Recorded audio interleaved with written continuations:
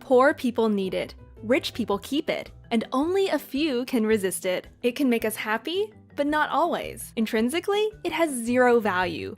But then, it's maybe the only thing in the world we all agree to trust. To see how money came about, it helps to understand its history.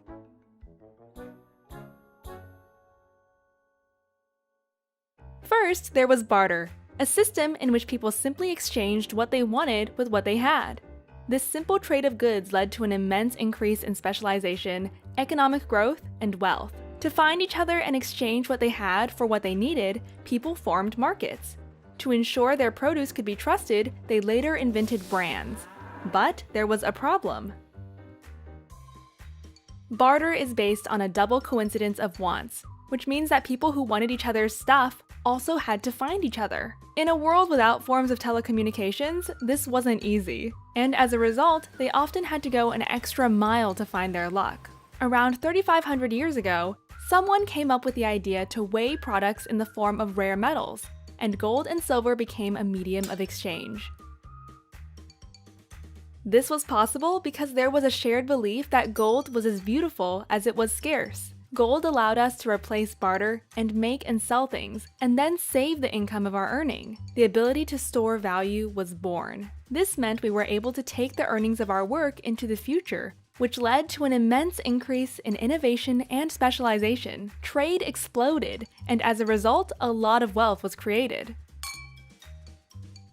Around 1,000 years ago, some smart businessmen realized that trust itself was as good as gold. In exchange for goods, they simply promised the seller to give them the gold later and handed them a letter of credit instead. Paper notes had the advantage that they were lighter than gold and easier to count, store, and protect. Rulers and politicians then soon realized that they can issue these notes themselves and started prohibiting others to do so. To win the trust of their people, they promised to pay back every note with an equivalent amount of gold.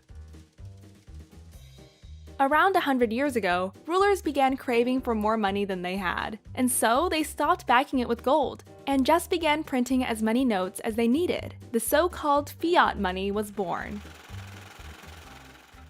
The newly printed money was often given to business owners in the form of cheap loans. This allowed them to invest, hire, and increase economic activity. Employees who earned and saved that money realized that while prices of everyday goods went up over time, the buying power of their savings went down. As a result, they often spend their savings fast, further increasing economic activity. But soon, some began to understand that while their incomes remained relatively flat, housing and company stocks kept rising and rising. Inflation of asset prices happened because while there was more and more money, there was still just the same limited amount of land to buy. Some started to argue that whenever governments print new money, they effectively reduce the savings of the poor and increase the prices of homes usually owned by the rich. This is one reason people began searching for a new form of money. Cryptocurrencies like Bitcoin are the latest form of money. They work just like the others because people can place trust in them. Unlike fiat money, Bitcoins are created by a decentralized network of mathematical code. That means that they can be transferred directly from person to person without the involvement of middlemen, and no one can increase the fixed amount of 21 million Bitcoins there are, which is the main reason people trust and save them. What do you think? Will history end here and Bitcoin become and remain the last form of money? And if Bitcoins disappear again, which form of money can we all agree to trust going forward? Before you make your argument, you may want to know that so-called honest or good money usually has 5 characteristics: scarcity, durability, portability, divisibility, and verifiability.